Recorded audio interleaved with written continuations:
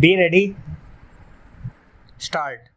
The Industrial Policy Resolution of 1948 was good so far as it went, but unfortunately, the spirit of it could not be understood or appreciated by the common man in this country. So, a new orientation of this policy was given, and the Honorable Prime Minister, after his return from China, publicly declared that the future policy of the country, or rather the future pattern of society, will be the socialist pattern. That was further emphasized by the resolution passed at the Avdi session of the Congress and later reiterated by Shri Debar, President of the Indian National Congress. I am very glad to say that the spirit of it has been caught by the nation today. If I may say so, the nation has taken up the challenge for securing the socialist pattern of society. It behoves all sections, both inside this house as well as outside, without having mutual recriminations, to try and propagate in a sincere manner and establish the socialist pattern of society indicated by the statements of the great leaders of our country. It may be relevant and pertinent if I refer to a few sentences from the memorandum presented on the 4th June 1999 by our Prime Minister, who was the chairman of the All India Planning Committee, which came into existence when there was full autonomy in the states. On pages 39 and 40 of that report, he stated, it is clear that the drawing up of a comprehensive national plan becomes clearly an academic exercise with no relation to reality unless the planning authority or those to whom it is responsible are in a position to give effect to the plan. If this country is powerless or circumscribed or restricted and has limited activities, it cannot plan. An essential prerequisite for planning is thus complete freedom and independence for the country and removal of all outside control. This implies that the country possesses in itself full sovereign authority to take any measures, adopt any policies, and form any relations with other countries as may seem best to its governing authority in the interests of the country and its people. National independence is thus an indispensable preliminary for taking all the steps that might be found necessary for carrying out the 5-year plan in all its various aspects throughout the whole country. At the present moment, it is clear that not only have we in India no national independence, but we are hedged in and obstructed by numerous restrictions, limitations, safeguards, and reservations which block the path to planning and progress. Our plan for national development must therefore be drawn up for a free and independent India. Thanks to the sacrifices made by millions of our countrymen and countrywomen under the leadership of the father of the nation, Mahatma Gandhi, we have had today secured complete sovereign political independence at a time when the nations of the world were engaged in the bitterest struggle using all the weapons of destruction. If, therefore, we have secured political independence during the period of a quarter of a century, it should not be difficult, especially when we are today masters in our own country, to secure a socialist pattern of society as has already been indicated, but it requires the assistance, the propaganda, the active work of all those who are interested in this.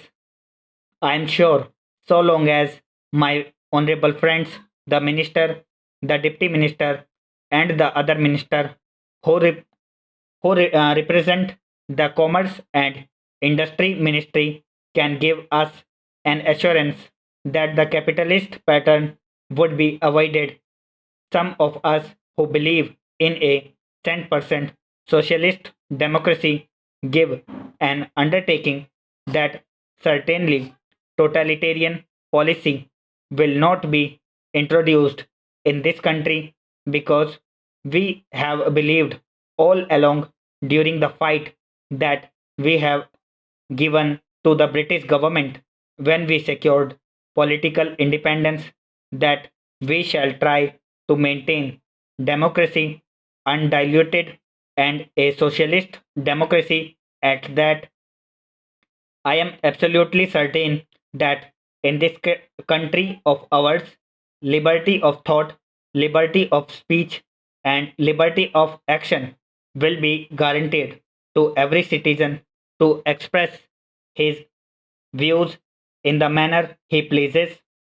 I therefore assure my honorable friend that so long as we do not, in the garb of a socialistic pattern, support a capitalist system, India will stand 100% for a socialist democracy.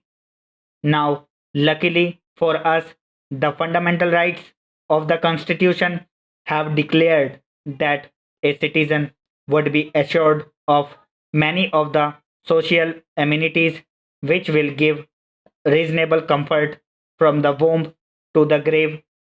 But mere enunciation, as I have said many times, will not satisfy the common man unless the saying is put into effect.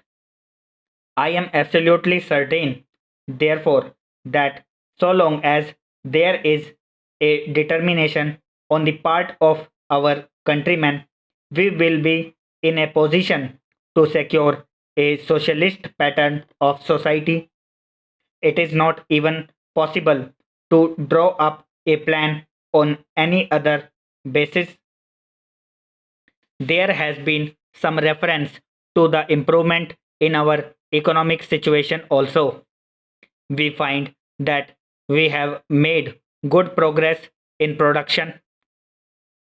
We were faced equally with a difficult situation so far as cloth was concerned.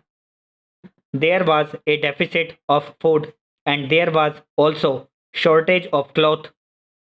I do remember the scenes that we had to witness in several cities where people had to stand in queues for hours together for 2 meters of very ordinary cloth.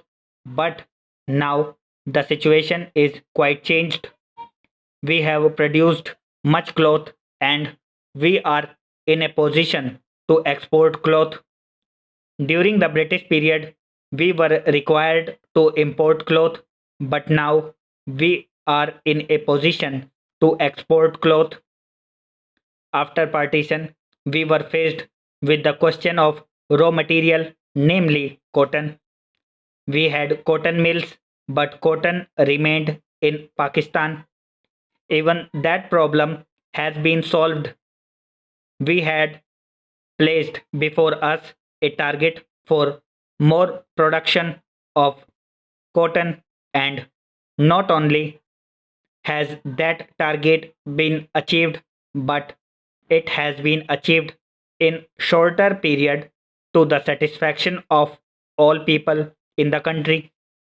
From this survey, sir, you will find that everybody should be convinced that we are making good progress in the realization of the objectives of the 5 year plan.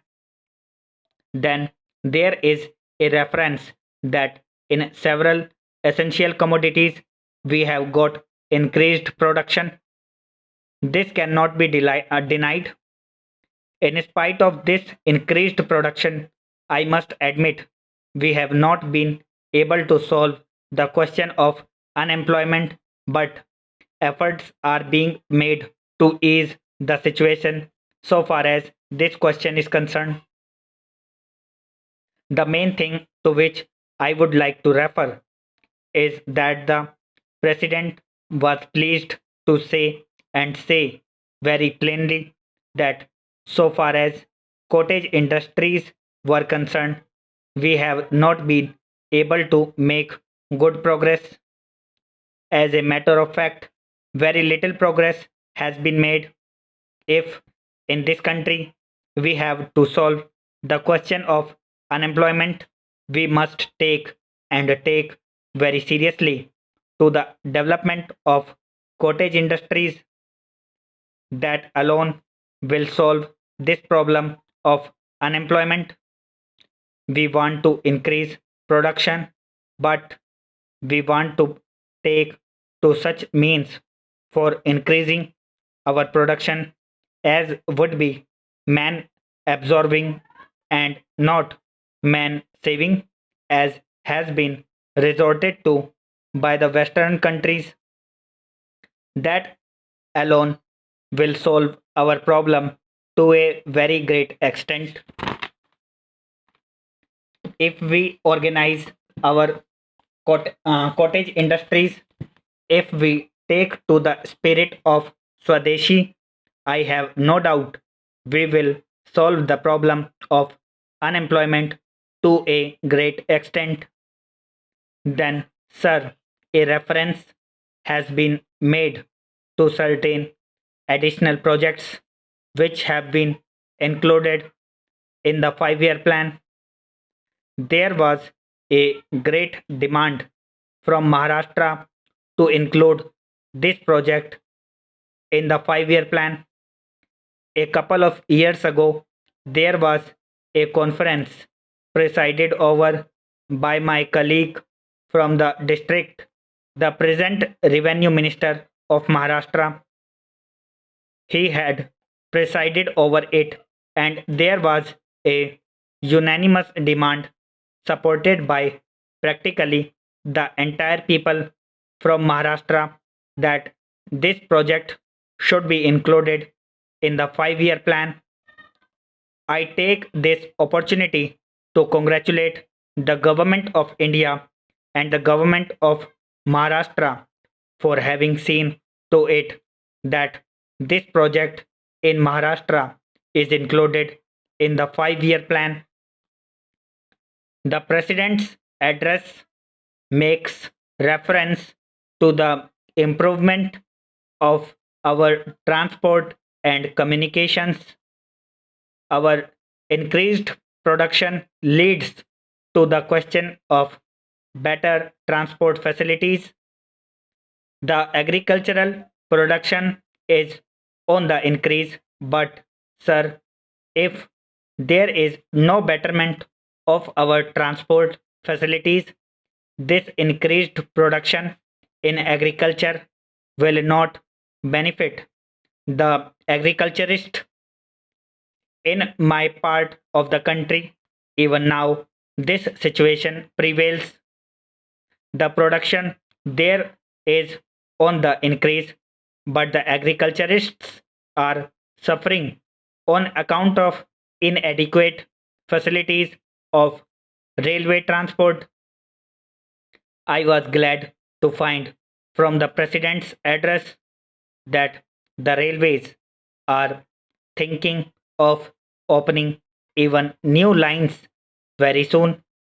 It has also been said that so far as locomotives and rolling stock are concerned, the manufacture of these is going on very satisfactorily, and we have made good progress in this respect during the last few years.